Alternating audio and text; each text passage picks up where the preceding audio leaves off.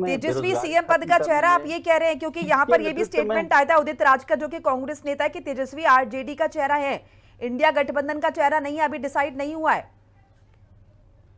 देखिए, ये किसी के स्टेटमेंट पर मत जाइए आप। एक मतलब तेजस्वी सैद्धांतिक और यादव चेहरा है, व्यवहारिकता में फर्क सीएम होता पद है। की, व्यवहारिक सीएम पद का चेहरा तेजस्वी बिल्कुल यादव है। बिल्कुल है। वह आम 14 करोड़ जनता की आशा और आकांक्षा है। नया नया बिहार बनाने का नेतृत्व करने की क्षमता है उनमें। आप देखिए, एनडीए के गठबंधन में जो यह सीटों को लेकर जो झगड़ा और झंझट हो रहा है, जो आपसी कलह अंतर कलह है, ये तो जाहिर है, ये जग जाहिर हो चुका है। 14 करोड़ बिहार की जनता यह समझ चुकी है कि इनको सत्ता चाहिए। सत्ता लोलुपता इनके अंदर इतना है कि वह आंतरिक प्रतिस्पर्धाएं कर रहे हैं। बिहार की क्या स्थिति है आप देखिए, एनडीए में यही आऊंगी होना महेश है। जी। दो दलित समुदाय से आने वाले लीडरों के साथ इस तरह का जो भेदभावपूर्ण नीति अपनाई जा रही है, यही इनका करैक्टर है, यही चलिए ठीक चरित्र है, है जो उजागर हो रहा है। ठीक है। और राजकुमार जी, बिहार आप की जनता तेजस्वी ये यादव समझ के रही बारे है में कि कह रहे हैं, क्या जाहिर हो है रहा क्योंकि है। आप आरजेडी से हैं। ये 20 कांग्रेस से भी एक साल बार की पूछ लेते, छटा प्रभात जी हमारे सरकार साथ है। को प्रभात जी, दूर क्या करके तेजस्वी नया यादव बिहार ही सीएम बनाने पद के का लिए चेहरा तेजस्वी होंगे? माननीय क्योंकि तेजस्वी आपके जी को नेता लाना है। उदित राज की तरफ से जिस तरह का स्टेटमेंट आया कि अभी डिसाइड नहीं हुआ, फाइनलाइज नहीं हुआ है। मोनिका जी, मैं कई चैनल पे इस बात को रख चुका हूँ। हाँ। सर्वप्रथम एक बात मैं स्पष्ट कर दूं, बिहार के अंदर जो हमारा गठबंधन है वो माननीय तेजस्वी यादव जी के नेतृत्व में चुनाव लड़ेगा। मतलब वो सीएम पद के मैं उम्मीदवार वही हैं? मैं आपको मोनिका जी, मैं हाँ। बता देता हूँ। मैं कई चैनलों पे बोला हूँ और मैं आशा करता हूँ, मैं आपको जानता हूँ, आप बहुत ही सुधी और पढ़ी लिखी एंकर में से हैं।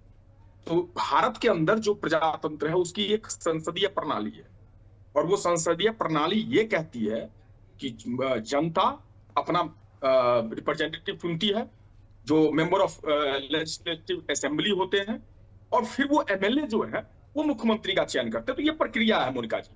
अभी ये पूछ रहे हैं, अब मैं पूछ दूं पलट के कि दिल्ली में यानी कि कौन आपने सीएम? वही, हमने कुछ ना अलग नहीं ना कह दिया।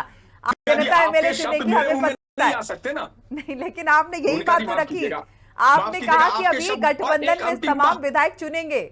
एक एक ना ना एक अंतिम बात और मैं कह दूं, हाँ। आपके शब्द मेरे मुंह में नहीं आएंगे। नहीं नहीं, मुझे लेकिन पता है आपने आप इसी संसदीय बात का प्रणाली जिक्र जानती किया। है मोनिका जी, आपको संसदीय प्रणाली पता है और आप जानती हैं। अरे तो मैं भी तो यही और कह रही इसलिए हूँ। आप हंस रही हैं कि तो मैं जो कह रहा हूं उसमें उस बात में सत्यता है। आपने मैं उसको सत्य थोड़ा से इधर सजा कुछ के नहीं कह बोल दिया, रहा। मैंने इस तरीके से कि दर्शक थोड़ा आसानी से समझ जाए, देसी भाषा में, नहीं, सरल मैंने तो शब्दों बोला में ना कि मैंने उसका तेजस्वी यादव उसका जी के नेतृत्व में हम लड़ेंगे। और अंतिम एक हाँ। बात कह दूं, महेश दास जी चिराग बाबू के बारे में बता रहे थे। हाँ बेशक महेश दास जी, मुझे पता है कि बहुत चिराग बाबू खूबसूरती से आपने पूरी बात रामविलास जी पलट को दी। याद करके ठीक ही ये है। बात बोल रहे होंगे, हाँ। क्योंकि रामविलास पासवान जी को मैं व्यक्तिगत तौर पर जानता हूं, मानता हूं, और इसलिए मानता हूं कि वो अगरा, पिछड़ा, शोषित, वंचित हर किसी की आवाज बनकर अपना राष्ट्रीय सफर पूरा किया। लेकिन मोनिका जी, उनके जाते ही, रामविलास जी के जाते ही, मैं बड़े क्षोभ के साथ कह रहा हूं,